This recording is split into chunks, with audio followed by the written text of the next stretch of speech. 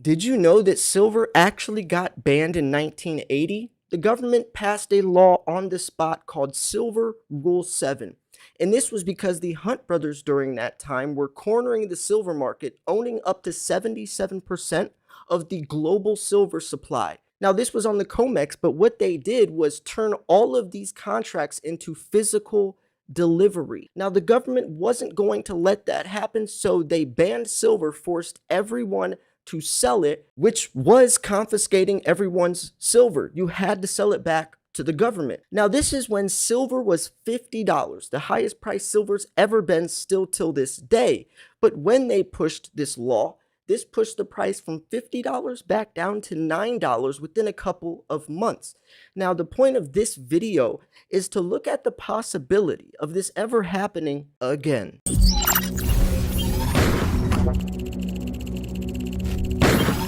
Connection established.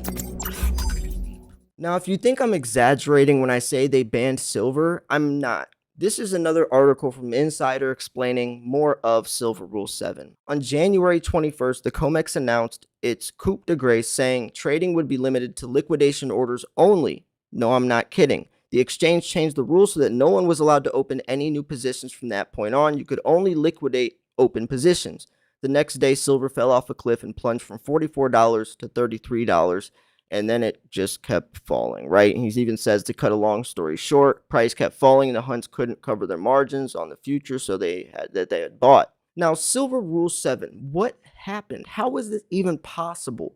Well, this is a crazy story, folks. I'm not going to get into the entire situation with the Hunt brothers because that would be probably hour plus long. I did make a docu-series on the entire thing because it's so complex. You have the mainstream media's portrayal of these three brothers, but then you have a deeper, more realistic situation. It would be almost like one of us getting blamed for this, but the government doesn't want everyone to know why we stack silver, so they'll just make it sound like it's more sinister and illegal than why they really were, because they don't want the truth getting out of silver's true value or why these guys were going against the grain of the dollar. So you could see why this was such a crazy situation at the time, especially since mainstream media got hold of it. Very interesting. But we are looking at the whole situation with Silver Rule 7 and how that collapsed the market to destroy the Hunt brothers. Like I said, they owned up to 77% of all the world's silver. How? Because they were billionaires dumping all of their money into this. Now, like I said, we're not going to go into this entire thing, but this article or this little entry from Robert Wagner explains it extremely well. There's other articles you can read on this, but this one breaks it down. Now, let's look at this entire thing. Now, the Hunt brothers were rich kids who had more money than good sense. High inflation in the 1970s convinced them government under Carter was incompetent and the US dollar would soon be worthless. Since Americans were not allowed to own gold at the time, the brothers decided to put their money in silver. A lot of people didn't know that fact. That's why they got into silver, because gold was banned at that time. Since they confiscated people's silver before, since gold confiscation has happened time and time again, probably the most popular is Executive Order 6102 from FDR in 1930s, where he states that you have to turn in all of your gold, all of it, or you'll pay a $10,000 fine or 10 years imprisonment or both. Had to turn it all in. Now, every time governments do confiscate people's gold, it's in times of economic uncertainty, usually during war. But we know that silver is the most critical element for the new green age as we advance in solar panels and all that. So if there's not enough silver for the world to go green, then wouldn't that be just as much of an incentive to turn people's silver in or tell them to? And they would probably push the angle of help save the planet, turn your silver in. You know, it would be something along those lines. I mean, that would be the most logical play for them if they did want anyone to participate. But anyways, let's keep moving on. They were so greedy, they borrowed in order to buy more silver than they had money. And this is where the illegal part got in. If they would have just kept buying silver, nothing, they couldn't have been stopped. But that's where they got into some shady stuff.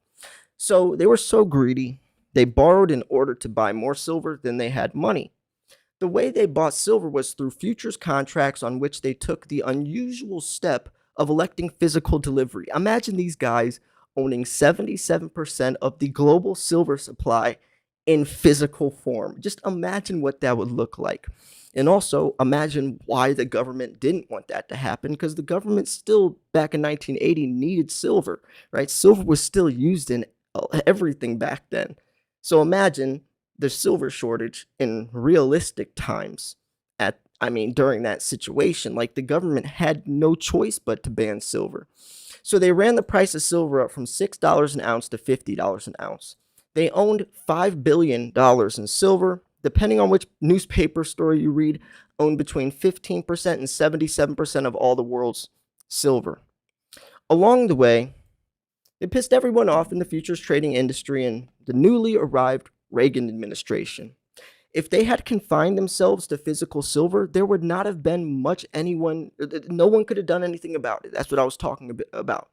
Their vulnerability was borrowed money in the highly leveraged futures market. First, government made a rule that the FDIC insured banks were no longer allowed to lend money for commodity speculation. Second, this is where we get into it. The COMEX stopped trading silver, and CBOT doubled margin requirements. The Hunt brothers got a $100 million marginal call. They did not have it, and banks were not allowed to lend it to them. Their brokers, notably Botch, was required to place involuntary market sell orders to reduce the brothers' position. Then the large quantity of sell orders wiped clean the buy side of the market. There simply was no buyers at any price. In one day, Silver Thursday, and that's another historical moment from this situation, the price fell from $20 to $10. On the following 3 days, it went limit down on the first trade day of each day. The fall stopped at $5, backwards started a few years earlier. So it pushed to $50, the highest price it's ever been, still till this day, back down to $5. Now, the Hunt brothers got caught in a bull trap, causing a loss more than $1 billion. It took 7 years to sell off their physical silver. Now, Silver Rule 7 goes a lot deeper than this. We have a very just crazy situation that the government did, but that's a little bit of what happened. That's the context. They banned silver. Nobody could buy it. Nobody could do anything with it except sell it back to the government. You couldn't trade it to friends or family. You had to sell it back.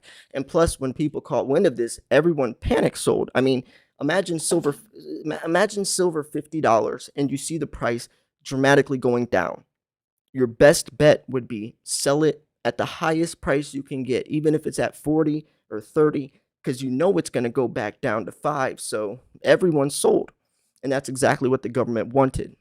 They cut off the brothers from getting loans from the bank, and then they banned silver on the COMEX. Nobody could buy it, literally. So the only possible manipulation was that CBOT board members went short on silver before they raised margin requirements. No one accused them of manipulation. That was the business as usual. Years later, a South American mining company sued the Hunt brothers for cornering the market and won $130 million, causing the brothers to file personal bankruptcy. In less than 10 years, they had run a $7 billion inheritance down to less than $1 billion. They were reduced to breeding racehorses for a living. Fortunately, Daddy H.L. Hunt had the foresight to give them each a protected $100 million trust fund in case something like this happened. Wow. What a crazy story. Man, that's just, and the craziest part is it is much, much deeper than this. This is just the surface area. This is just one guy explaining on Quora just to give a little bit of insight what happened. But when you look at, or when you watch my 2 or 3 part docuseries on this, man, this thing got deep. Now, if you think I'm exaggerating when I say they banned silver, I'm not. This is another article from Insider explaining more of Silver Rule 7. On January 21st, the COMEX announced its coup de grace, saying trading would be limited to liquidation orders only. No, I'm not kidding. The exchange changed the rules so that no one was allowed to open any new positions from that point on. You could only liquidate open positions. The next day, silver fell off a cliff and plunged from $44 to $33, and then it just kept falling, right? And he even says, to cut a long story short, price kept falling and the hunts couldn't cover their margins on the future, so they had bought. This was a real situation, guys. They actually banned silver on the COMEX. They completely banned it. You couldn't buy it. You had to sell it. You had to. And you would be silly to just keep that contract in there while the price is plummeting. I mean, think of that situation. Like, imagine if that happened nowadays. So I passed the question off to you. Do you think that this could happen again, and why? In my opinion, if this happened, it would be because they need more silver for the green revolution as they try to hit this goal of zero net emissions by the year 2040, and why we need so much more silver than we have. And I think they would play the angle of, turn your silver in so we could protect the earth, global warming, climate change. That would be the only reason I could see anyone turning their silver in. But there's also other options: mining innovation, recycling or space mining, which, yes, that is a real thing. I've covered a couple articles on NASA scientists sending out a rover this year to a meteor called 16 Psyche that has $500 quintillion worth of precious metals on it, miles long, headed towards Earth around the year 2026. They're going to try to mine it. No, that won't happen, but we are in that direction. So decades down the line, it's definitely possible. But a lot of times when I say confiscation, people think the government's just going to kick down your doors and go steal your safe. It's not that case. They will buy it off you, usually at a fixed price, just like FDR. When that happened, they bought it from a fixed price. I don't know how that would work nowadays, but I could see something like that happening. I mean, remember, the Hunt brothers got into silver because gold was already banned at that time. Gold's been banned time and time again. I could see this happening. I'm not trying to say it will, but I'm just trying to open up a conversation because, as we know, the silver shortage is going to get much more serious. We all talk about $100 silver. Yeah, but then what? What's the aftermath? The reason $100 silver is going to be here is because we will be running out of silver when we need all these EVs and solar panels. I actually just made a video showing how much silver is left in all the world's reserves, and then applied that to the annual demand and showed in how many years those reserves will be empty. And that was actually my latest video. I highly recommend you go check that out, and go check out the docu-series I made on the Hunt brothers. And yeah, so I'm going to wrap this video up here. The link to these two articles will be in the description. Let me know what you think about it. Make sure you go enter my silver giveaway. May the luckiest stacker win. Thanks for tuning in. This was Silver Slayer. I'll see you guys soon. Peace.